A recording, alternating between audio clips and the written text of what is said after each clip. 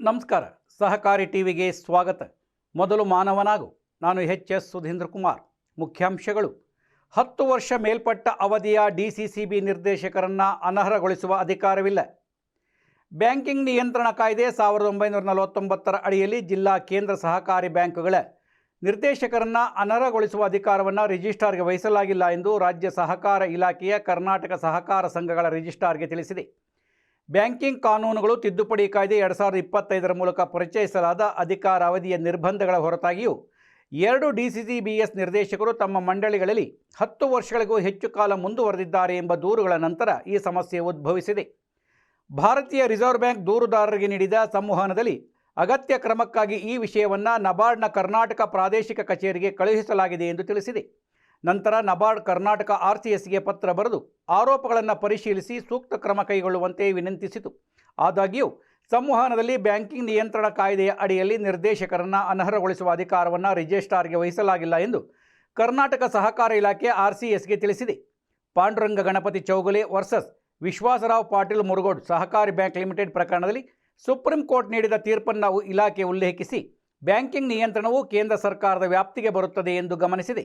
Banking ಕೇಂದ್ರ ಪಟ್ಟಿಯ ವ್ಯಾಪ್ತಿಗೆ ಒಳಪಟ್ಟಿದ್ದರೂ ಅಂತಹ ಅನರ್ಹತೆಗಳಿಗೆ ಸಂಬಂಧಿಸಿದ ಬ್ಯಾಂಕಿಂಗ್ ನಿಯಂತ್ರಣ ಕಾಯ್ದೆಯ ನಿಬಂಧನೆಗಳನ್ನು ಜಾರಿಗೊಳಿಸಲು ರಾಜ್ಯ ಸರ್ಕಾರಕ್ಕೆ ಅಧಿಕಾರ ನೀಡಲಾಗಿಲ್ಲ ಎಂದು ಅದು ಗಮನಿಸಿದೆ. ಇಲಾಖೆಯ ಪ್ರಕಾರ ಸಂಬಂಧಪಟ್ಟ ನಿರ್ದೇಶಕರನ್ನು ಕರ್ನಾಟಕ ಸಹಕಾರಿ ಸಂಘಗಳ ಕಾಯ್ದೆ 1959 ಮತ್ತು ಕರ್ನಾಟಕ ಸಹಕಾರಿ ಸಂಘಗಳ ನಿಯಮಗಳು 1960 ನಿಬಂಧನೆಗಳ ಅಡಿಯಲ್ಲಿ ಆಯ್ಕೆ ಮಾಡಲಾಯಿತು. ರಾಜ್ಯ ಸಹಕಾರಿ ಕಾನೂನಡಿಯಲ್ಲಿ ಯಾವುದೇ ಅನರ್ಹತೆಯನ್ನು ಚುನಾವಣಾ ಪ್ರಕ್ರಿಯೆಯಲ್ಲಿ ಚುನಾವಣಾ ಅಧಿಕಾರಿಗಳು ಪರಿಗಣಿಸಬಹುದಿತ್ತು. ರಾಜ್ಯ ಕಾನೂನಿನ ಅಡಿಯಲ್ಲಿ ನಿರ್ದೇಶಕರನ್ನು ಅನರ್ಹಗೊಳಿಸದ ಕಾರಣ ಅವರನ್ನು ಮಂಡಳಿಗಳಿಗೆ ಸರಿಯಾಗಿ ಆಯ್ಕೆ ಮಾಡಲಾಯಿತು.